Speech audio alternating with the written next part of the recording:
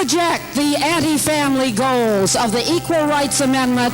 The American women do not want abortion, they do not want lesbian privileges, and they do not want universal child care in the hands of the government.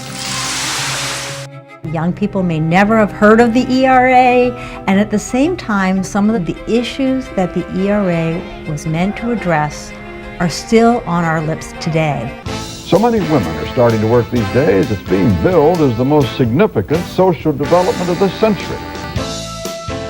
As the role of women was changing in the 1970s, the campaign to pass the Equal Rights Amendment began in earnest. As proposed, it read, "Equality of rights under the law shall not be denied or abridged by the United States or by any state on account of sex." The Equal Rights Amendment would strike down all state laws that discriminate against women in the home, at school, and on the job. People would say, well, why should women get equal pay? We were still fighting for even the concept that women should get equal pay. They used to laugh at us saying, women don't want to be doctors, they want to marry one. Eleanor Smeal helped lead the effort to pass the ERA. The amendment didn't directly address the wage gap, but she believed it would shape more laws that did. In almost every Congress since 1923, there has been proposed a constitutional amendment to guarantee equal rights for women.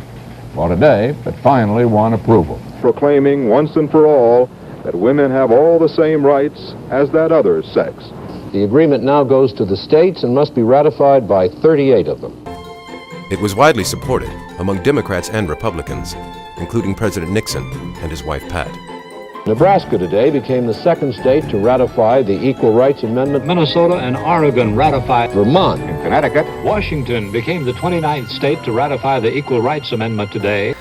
We'll talk about all these things with Phyllis Schlafly. Would you welcome Mrs. Schlafly? Phyllis Schlafly became the public face of the anti-ERA campaign. One of the first things that the Equal Rights Amendment would do is to invalidate the state laws that make it the obligation of the husband to support his wife. Mrs. Schlafly, in a well-organized and financed campaign, has been flying around the country, inspiring opposition groups such as this one in Dade County. Schlafly's campaign slowed down the rate of ratification. Several states even took back their votes. As the 1980 presidential election approached, the emerging religious right threw its support behind Ronald Reagan. With Schlafly looking on, the party would step to the right. They voted to end the Republican Party's 40 years of support for the Equal Rights Amendment. Within 2 years of Reagan taking office, the final deadline expired. 35 states had ratified, 3 short of what was needed to change the Constitution. It is June 30th, and at midnight tonight, the Equal Rights Amendment becomes, at least for now, a lost cause.